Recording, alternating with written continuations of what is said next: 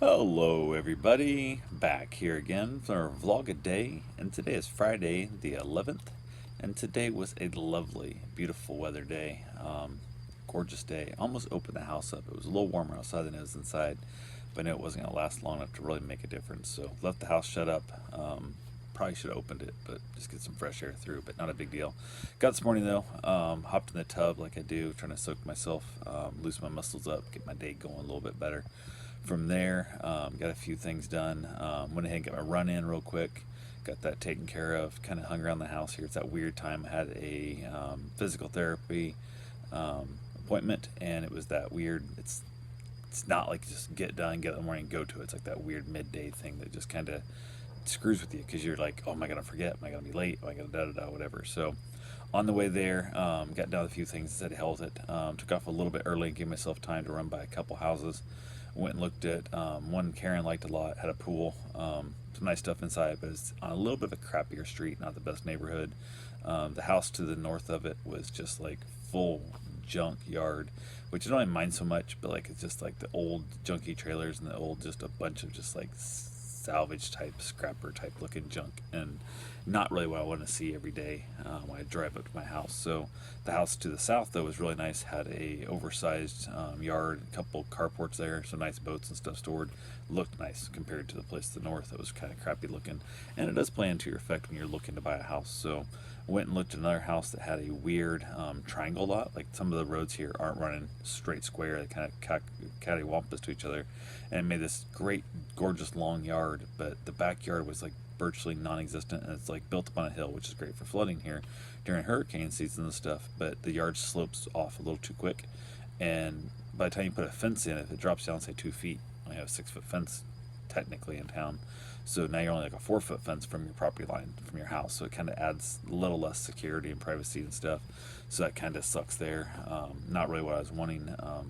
Great side yard, but there's no access to it from the side. So it's that weird giant corner lot. There's two beautiful sheds down there and stuff, which would be great for storing like lawn mowers and kayaks and all that kind of junk, which would be nice to have it out of the way, cover the garage open and stuff. But it also had a like zero lot line almost to the north, and the house they were just kind of a little bit on the, they had like 4 or 5 boats and other stuff and like just junky looking stuff there. It wasn't the greatest either. They're both like within a block of each other. They're right there in that same semi crappy neighborhood where it's, I'm not sure if the neighborhood's trying to come up or if the neighborhood's really going down. I can't tell which it is. I think it's on its way down in that neighborhood. So not where you want to buy your property if everything else around it's going down in quality of care. So it is what it is. So I went ahead and basically from there went out, looked at a house up out to the north, New Smyrna area.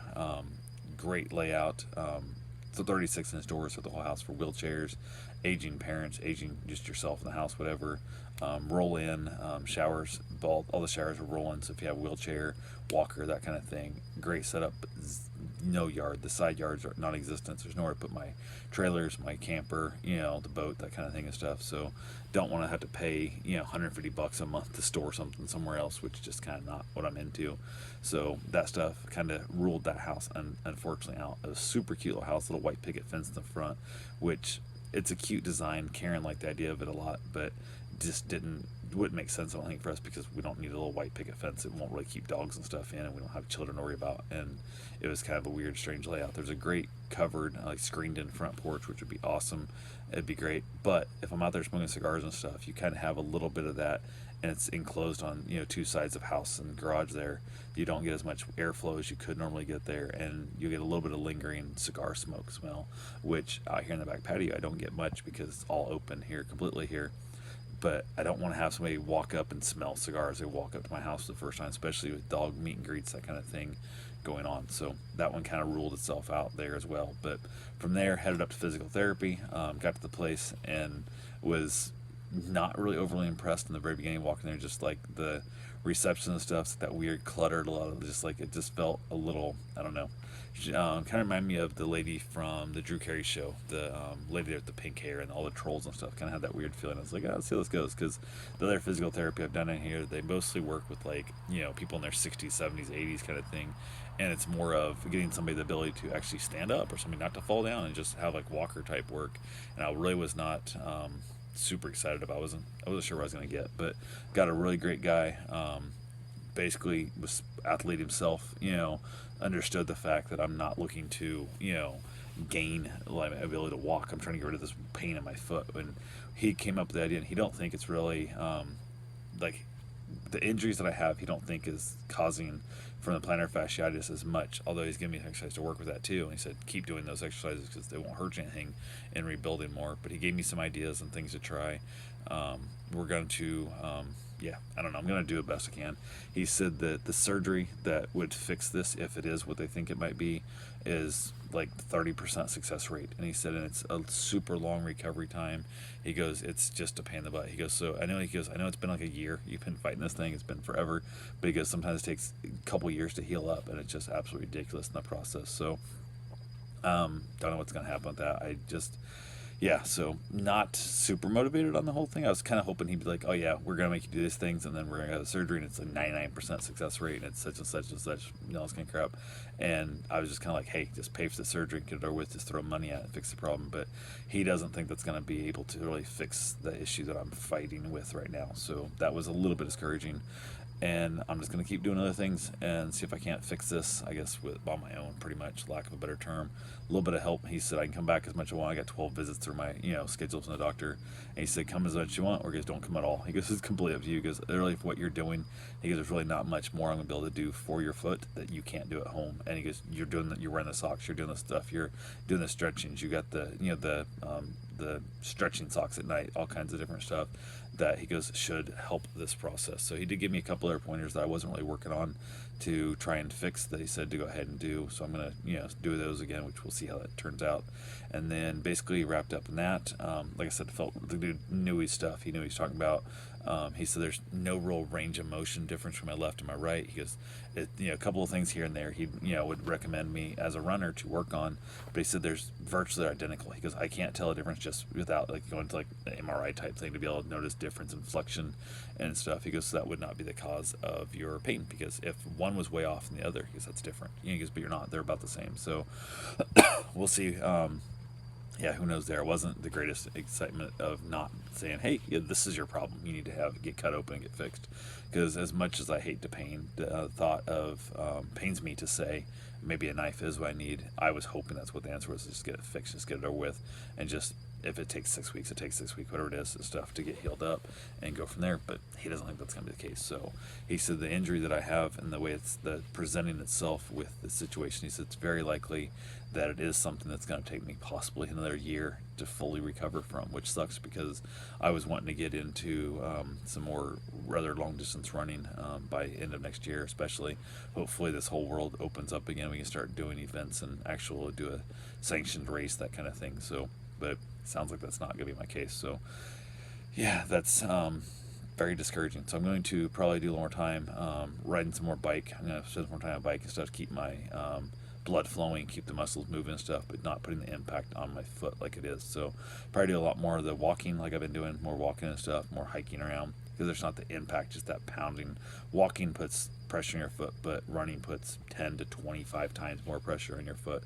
And so I'm going to keep my run streaks just real super, keep my run alive, run streak alive, my mile a day at least, and then try and just work on those exercises. But it's super discouraging because I was kind of hoping it would be something else, but it is what it is. So got back here to the house, chilled out a little bit, kind of just did a few things in the house, nothing major, kind of chilling out. Then knew I had to go to the store, so I basically headed out to the grocery store to do some grocery shopping. My lovely, beautiful wife said she wanted some chili, and I was like, I hadn't made chili in a long time, so I hate making chili in like August when it's 100 degrees outside, but I decided, hell, it's kind of cooled off. We're getting some cooler evenings and stuff, and I thought I'll go ahead and make some chili. So I kind of looked up, I don't really have a chili recipe per se that I like always fall back to, so I looked online, kind of got some general basics of what people were, saying chili recipes should be, and I went and changed it up a lot. So I went to the store. I hate beans in my chili. She loves beans in her chili, so I ended up picking up a couple different kinds of beans, all the tomato paste and all that kind of stuff went with it, and I ended up putting beef broth I bought to make my chili with. And I've never made chili with beef broth before. I always used tomato juice or something like, even used V8 in the past, add a little bit different flavor, a little kick to it. But thought we had chili powder at the house.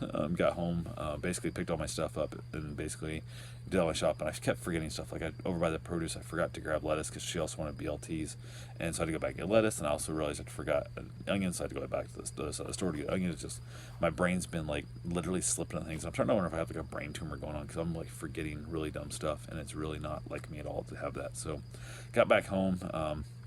I got these $6 fish meals. It's in a bag, potatoes and vegetables and stuff, and whatever fish you want. She loves the stuffed salmon, so I picked the stuffed salmon. It's probably not my favorite, but it's one she likes the best, so I get it more often than not, just because, hey, why not? I don't mind it, and it's her favorite, so definitely what I end up getting quite a bit. So grabbed it, came home. Basically, she got home. She wanted to go get her walk in, so I went ahead and said, hey, are you walking before you eat, or you want to eat before you walk? Do you want to shower and stuff? She goes, no, I'll probably just walk and we can eat, and then I'll shower. I said, cool. Well, she went to go for her walk. I chucked it in the oven. Hung around the house a little bit, ice packed my foot, trying to see if it helps. I don't know, who knows if it does or not. So went ahead to the ice pack on the foot for a while. From there, we had a wonderful meal.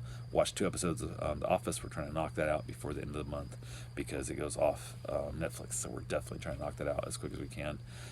Went ahead after that, came outside, had myself a lovely cigar, chilled out here for a little bit, headed inside, watched some TV with her, and chatted a little bit, talked about things, and just I don't know, nothing major. It was kind of a simple, real mild day minus the physical therapy, which was the biggest difference in the day. So it is what it is. But anyway, that's all I got for right now. I will talk to you guys tomorrow. Have yourself a safe, wonderful day.